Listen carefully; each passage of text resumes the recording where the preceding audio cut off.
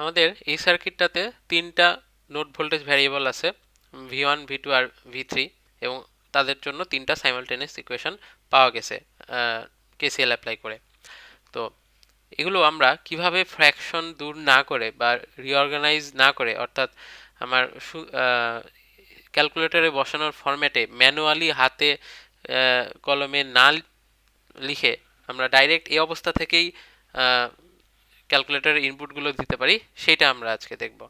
তো এখানে আমরা যদি দেখি যে তিনটা ভ্যারিয়েবল কোনটা আমরা ক্যালকুলেটরের কোনটার সাথে ম্যাপিং করব সেটা আগে ঠিক করা দরকার। আমাদের এখানে V1 V2 V3 আছে, এবং এখানে আমরা ধরলাম যে V1 হচ্ছে X, V2 হচ্ছে আমাদের Y, আর V3 হচ্ছে আমাদের Z। তাহলে এখন কিভাবে আমরা এখান থেকে কোএফিসিয়েন্টগুলো ইনপুট দিব সেটা ক্যালকুলেটরের প্রসেসটা পুরোটা দেখা যাক। তো আমরা এখানে 991 EX ক্যালকুলেটর ইউজ করছি।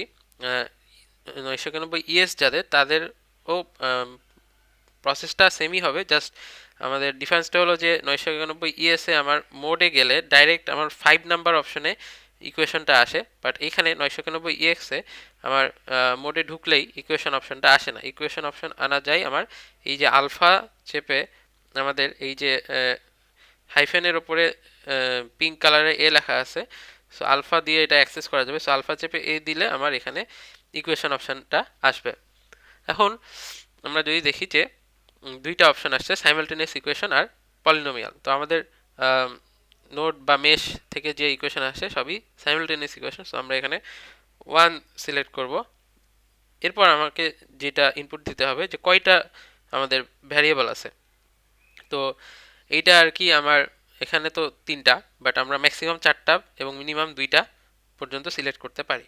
তো আমরা এখানে যেহেতু 3, সো আমরা এখানে 3 টাইপ করলে ভ্যারিয়েবল নাম্বার সিলেক্ট হয়ে যাবে। এখন তিনটা ভ্যারিয়েবলের জন্য যেহেতু তিনটা সাইমালটেনিয়াস ইকুয়েশন আমাদের লাগবে, সেই 3 ইকুয়েশনের জন্য এখানে তিনটা রো তৈরি হয়ে গেছে। এবং আমরা যদি খেয়াল করি এখানে আমার 3 ভ্যারিয়েবলের কোএফিসিয়েন্টস ইনপুট নেওয়ার জন্য কলাম রেডি হয়ে গেছে, আর কনস্ট্যান্ট যে টার্মটা থাকে আমার ইকুয়েশনের ডান সাইডে সেটাও এখানে আছে একটা কলাম। তো আমাদের সাইমালটেনিয়াস ইকুয়েশনের যে ideal format ax plus by plus cz equals to d 3 variable ইকুয়েশনের জন্য, সেইটা ফলো করে এখন আমরা কোএফিসিয়েন্টগুলো ইনপুট দিব। তো আমরা প্রথমেই দেখি যে V1 এর কোএফিসিয়েন্ট ইনপুট দিতে হবে এই টপ লেফট মোস্ট কর্নারে যে বক্সটা এখন সিলেক্ট হয়ে আছে। তো প্রথম ইকুয়েশনে V1 আমার কোন কোন টার্মে আছে এটা আমরা একটু দেখে নিব আগে ইকুয়েশনটা চোখ বুলিয়ে, কারণ দেখা যায় যে অনেক সময় শুরু অনেক দূরের একটা টার্মে V1 বা কোনো একটা ভ্যারিয়েবল ছিল, সেটা খেয়াল না করেই আমার কোএফিসিয়েন্ট ইনপুট দেওয়া হয়ে যায়। পরে ওই টার্মে যখন অন্য ভ্যারিয়েবলের কোএফিসিয়েন্ট ইনপুট দেওয়ার সময় আসা হয় সেটা খেয়াল হয়। তো এটা অ্যাভয়েড করার জন্য আমরা পুরা ইকুয়েশনটা আগে একবার জাস্ট চোখ বুলিয়ে নিব। তো আমরা দেখতে পাচ্ছি V1 আছে আমাদের প্রথম তিনটা টার্মে, এবং আমার প্রথম টার্মে V1 এর কোএফিসিয়েন্ট হচ্ছে আমাদের 1/5, পরেরটাতে হচ্ছে আমার 1/10, আর থার্ডটাতেও আমার 1/10, এবং তিনটাই কিন্তু আমাদের পজিটিভ। সো আমরা ইনপুট দিব এভাবেই, এই ফ্র্যাকশন অবস্থাতেই 1/5 প্লাস 1/10 প্লাস আমার 1/10। এটা আমরা এখানে কিভাবে দিব, আমরা এখানে 1 লিখব, তারপরে এই যে ফ্র্যাকশনটা চাপ দিব, তারপরে আমার 5 দিব, তাহলে আমার 1/5 ফ্র্যাকশনটা এখানে তৈরি হয়ে গেল। এখানে একটা জিনিস হলো যে আমরা যখন নর্মাল মোডে থাকি ক্যালকুলেটরে, তখন এই ফ্র্যাকশন দিলে যেমন একটা অ্যাকচুয়াল ফ্র্যাকশনের মতো ফিগার আসে, এখানে কিন্তু সেরকম আসে নাই, কিন্তু জিনিসটা কিন্তু আমার সেমই হয়ে গেছে। এটা কেন এরকম আসে নাই, কারণ আমাদের উপরে ইকুয়েশনের কোএফিসিয়েন্টগুলোর জন্য তিনটা রো ইউজ হচ্ছে, সো স্ক্রিনে আমার জায়গাটা কমে গেছে। সো এই অবস্থায় আমাদের আর কি ওইভাবে উপর নিচে দেখানো পসিবল না। কিন্তু এখানে টেনশনের কোনো কারণ নেই, আমার এই ফ্র্যাকশনটাকে ফ্র্যাকশন বানানোর জন্য বোথ সাইডে ব্র্যাকেট বা কোনো কিছু দেওয়া লাগবে না। এবং এরপরে আমরা যে বাকি দুইটা 1/10 আছে সেগুলোও জাস্ট যোগ দিয়ে ডাইরেক্ট এই 1/5 এর মতোই ফ্র্যাকশন হিসেবে লিখতে পারবো, এখানে কোনো ভুল হবে না। এবার আমরা 1/10 দিলাম, তারপর আবার প্লাস দিয়ে আমার 1/10 দিলাম। এবার তিনটাই যেহেতু লেখা হয়ে গেছে, আমাদের ইনপুট চাপ দিতে হবে, এই ইকুয়াল সাইন চাপ দিতে হবে, তাহলে আমার কোএফিসিয়েন্টটা রেজিস্টার হবে। ইকুয়াল সাইন চাপ দিলাম এবং দেখা যাচ্ছে যে আমার এই V1 এর প্রথম ইকুয়েশনের কোএফিসিয়েন্ট হিসেবে 0.4 সেট হয়ে গেছে। সেম কাজটা আমরা এবার ভি2 এবং ভি3 এর জন্যও করব। তো আমরা দেখি যে ভি2 কোথায় কোথায় আছে। ভি2 আমাদের থার্ড এবং ফোর্থ টার্মে আছে। থার্ড টার্মের কোএফিসিয়েন্ট হচ্ছে আমার -1/10, আর ফোর্থ টার্মটাতে আমরা যদি দেখি সেটা হচ্ছে 0.5 ইন্টু 1/20। এখন 0.5 মানে হচ্ছে হাফ, সো হাফ ইন্টু 1/20 মানে আমার 1/40। এই ধরনের ক্যালকুলেশনগুলো একটু মুখে মুখে করে নিতে হবে, খুব সহজ জিনিস, ভুল হওয়ার কিছু নাই।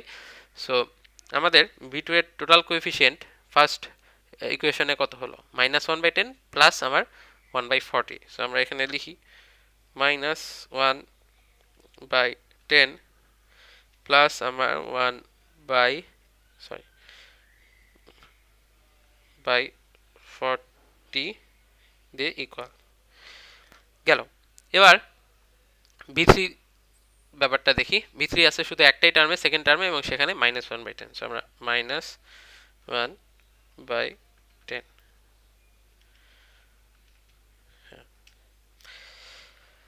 লাস্ট আমাদের কনস্ট্যান্ট টার্ম। তো কনস্ট্যান্ট টার্মের ব্যাপারটা একটু এখানে খেয়াল করতে হবে, কারণ আমরা ইকুয়েশনটা এমনভাবে লিখছি যে আমাদের সবগুলো টার্মসই লেফট সাইডে আছে, রাইট সাইডে জিরো হয়ে আছে। সো কনস্ট্যান্ট টার্ম ফাইন্ড করে সেগুলোকে আগে আমার রাইট সাইডে নিয়ে গেলে কি সাইন হবে সেইটা আমার একটু মনে মনে ক্যালকুলেশন করে নিতে হবে, তারপর সে আমার ক্যালকুলেটারে ইনপুট দিতে হবে। তো আমরা দেখি যে কনস্ট্যান্ট টার্ম হচ্ছে সেই সব টার্ম যেখানে আমার কোনো node voltage variable V one V two ভি3 এগুলো মাল্টিপ্লাইড হিসেবে নাই।